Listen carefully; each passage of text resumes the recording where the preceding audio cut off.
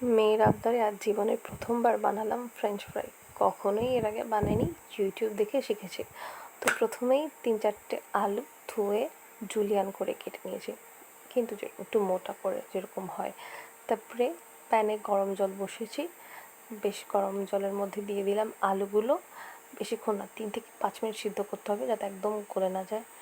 এরপরে উঠিয়ে নিয়েছি। এরপর কিচেন ন্যাপকিন দিয়ে আমি এই আলুগুলোকে বেশ মুছে নিয়েছি যাতে এর মধ্যে যে জলটা আছে ওটা সোক করে নেয়। এরপরে আমি চালের গুঁড়োর সঙ্গে এই আলুগুলো মিক্স করেছি।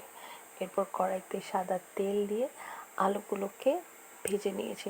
ভাজার পর এরপর 20 মিনিট রেস্টে রেখেছিলাম যাতে এটা একটু ঠান্ডা হয়। 20 মিনিট ঠান্ডা হওয়ার পর আমি আবার ফ্রাই করেছি, মানে ডাবল ফ্রাই হয়েছে।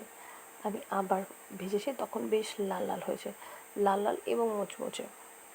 তো তারপর আমি নামিয়ে এর মধ্যে হালকা লবণ, হালকা বিট লবণ স্বাদের জন্য, এবং শুকনো লঙ্কার গুঁড়ো দিয়ে ভালো করে মিক্স করে নিয়েছি। আর তার সঙ্গে সস দিয়ে মাখিয়ে খেয়েছি। আসলে সত্যি কথা বলতে বেশ ভালোই লাগে আমার। গরম গরম ক্রাঞ্চি, ঠান্ডা হয়ে গেলে এটা ভালো লাগে না। তারপরে আমরা বাড়ির সবাই মিলে খেয়েছি। সত্যি কথা বলতে জীবনে প্রথমবার ট্রাই করলাম। মানে এগুলো সবই আমার লাইফে এক্সপেরিমেন্ট চলতেছে, একটার পর একটা। করতে তো ভালোই লাগে, খেতেও ভালো লাগে, কিন্তু করার সময় ভীষণ অলসতা লাগে। আমার মতো অলস মানুষের জন্য তো বটেই, কিন্তু কী করা, মাঝে মাঝে একটু খেতে গেলে তো কষ্ট করতেই হবে।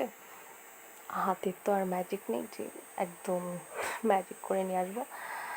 যাই হোক, এইটাই ছিল আমার ফ্রেঞ্চ ফ্রাইয়ের ভিডিও।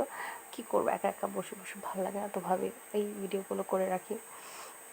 তো সবাই মিলে আমরা শেষে খাচ্ছিলাম, সবাইকে দিয়ে বেশ ভালোই লাগছিল।